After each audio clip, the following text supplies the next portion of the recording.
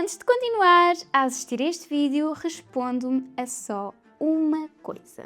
Quantos anos tens e quantos milhões tens guardados na tua conta poupança? Pois é, hoje não vamos falar de ti, não vamos falar de mim. Vamos falar de 12 crianças que têm mais dinheiro do que eu e tu temos juntos. E já te aviso que pelo menos um destes números vai te deixar genuinamente desconfortável.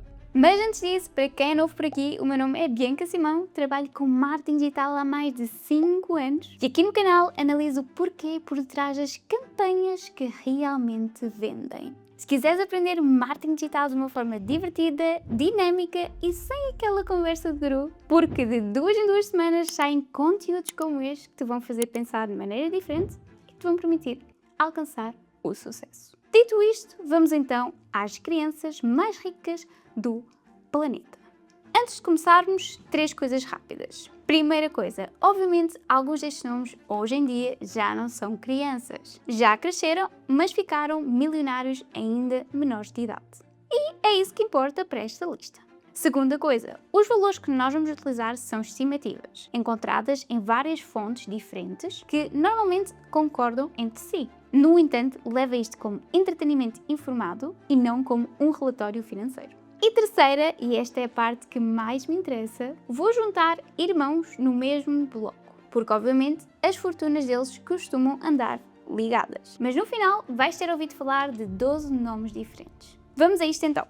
Ben Pasternak. Começamos então com o Ben, australiano, programador e não nasceu de uma família rica. Aos 15 anos ele construiu uma aplicação chamada Flog.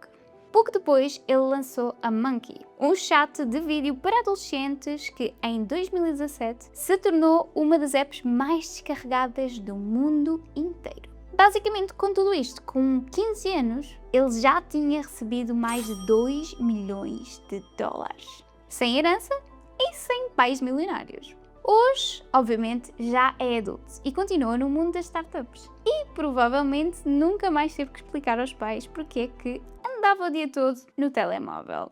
Nick D'Aloisio. O segundo nome, ele também construiu tudo sozinho. Só que com um cheque ainda maior. Nick é britânico. Criou aos 15 anos também a app Summly, que resumia notícias automaticamente. A própria Apple chegou a eleger esta app uma das melhores apps do ano. Em 2013, Nick vendeu a empresa ao Yahoo por 30 milhões de dólares. Eu, aos 17 anos, andava preocupada e intensivamente a tentar decorar matéria para passar no teste de Físico-Química. E reparem numa coisa, nem o Ben, nem o Nick inventaram uma categoria totalmente nova. Pegaram numa necessidade que já existia, no caso do Ben, adolescentes a quererem socializar por vídeo, e no caso do Nick, pessoas que gostariam de aceder às notícias de uma forma mais automatizada e direta. E simplesmente fizeram aquilo que é necessário fazer. Executaram mais rápido do que todas as pessoas à sua volta. No marketing, isto tem nome: ser o primeiro a sério dentro de um nicho. E funciona tantas vezes que quase que deveria ser ilegal. Vamos então à Vivienne e ao Knox Jolie Pitt. A partir daqui, as coisas começam a mudar um pouco. Já mudamos de categoria. Já não estamos a falar de alguém que construiu algo. Estamos a falar de alguém que nasceu dentro disso. Vivienne e Knox, eles são gêmeos, filhos de Angelina Jolie e Brad Pitt. Em conjunto, a fortuna destes dois já foi estimada em mais de 67 milhões de dólares.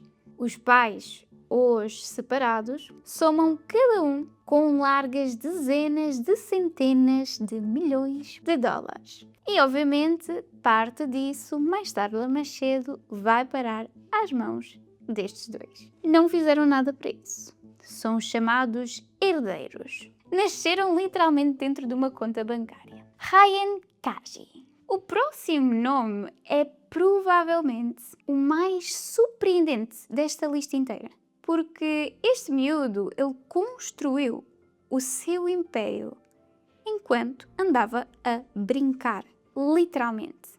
Como assim? O Ryan, ele começou a filmar-se a brincar com os brinquedos. Abriu os brinquedos enquanto ainda tinha 3 anos de idade. O canal chama-se Ryan's World. Hoje continua a ser um dos criadores de conteúdo infantil mais vistos do mundo. Durante vários anos, ele foi inclusive considerado o criador mais bem pago do YouTube, com receitas anuais acima dos 20 milhões de dólares. Estão a imaginar, por abrir brinquedos num único ano, mais de 20 milhões de dólares feitos, ainda com 3 anos de idade. A marca de Ryan's World, obviamente, entretanto, já tem brinquedos, roupas, produtos de higiene, linhas inteiras em lojas da Walmart. Estamos a falar de uma marca que está neste momento avaliada em centenas de milhões de dólares. E vamos ser sinceros, com 3 anos este miúdo não sabia nem ler nem escrever, mas ele já estava a construir um império. E aqui está a parte que mais me fascina. O YouTube em si nunca foi o negócio dele. O YouTube funciona como um anzol. O negócio a sério são os brinquedos, a roupa, os produtos que tu compras depois de veres o conteúdo. Isto é o branding no estado mais puro. O conteúdo cria a confiança. O produto é onde está o dinheiro. Blue Ivy Carter. O próximo nome também tem os pais que tu conheces de certeza. Jay-Z e Beyoncé. A filha chama-se Blue Ivy Carter. Juntos, os pais somam uma fortuna que ultrapassa facilmente os 1.000 milhões de dólares. E sim, estamos a falar de 1.000 milhões. Mas o que torna este caso especialmente curioso para mim não é o valor. É que a Beyoncé, ela chegou a tentar registar o nome da própria filha como Blue Ivy Carter, como marca registada. Porquê? Porque hoje em dia, até o nome do teu filho pode ser tratado como ativo de marca. Pensa nisso da próxima vez que tiveres que dar um nome, seja para um negócio ou para um bebê. Príncipe George. Agora vamos a um caso que eu especialmente adoro, porque dá a oportunidade de desmentir um mito que tu já deves ter visto a circular. O Príncipe George é o terceiro na linha de sucessão ao trono britânico. Tem propriedades dele avaliadas em milhões de dólares. Mas se tu pesquisares sobre ele, vais encontrar sempre a mesma estatística, que recebe uma mesada de 500 milhões de dólares por ano. Uma mesada. Para tu teres uma noção, isso é mais do que o orçamento inteiro de defesa de certos países. Para um menino de mesada. E não, isto não é verdade.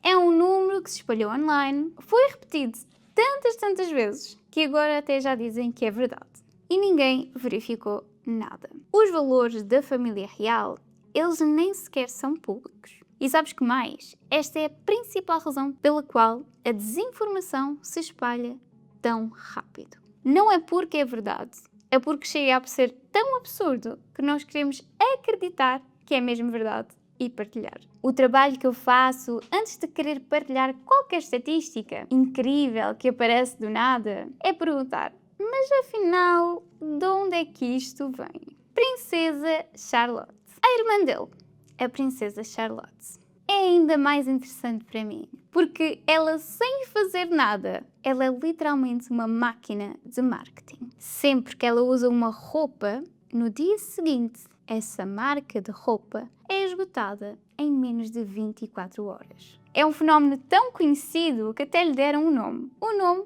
efeito realeza.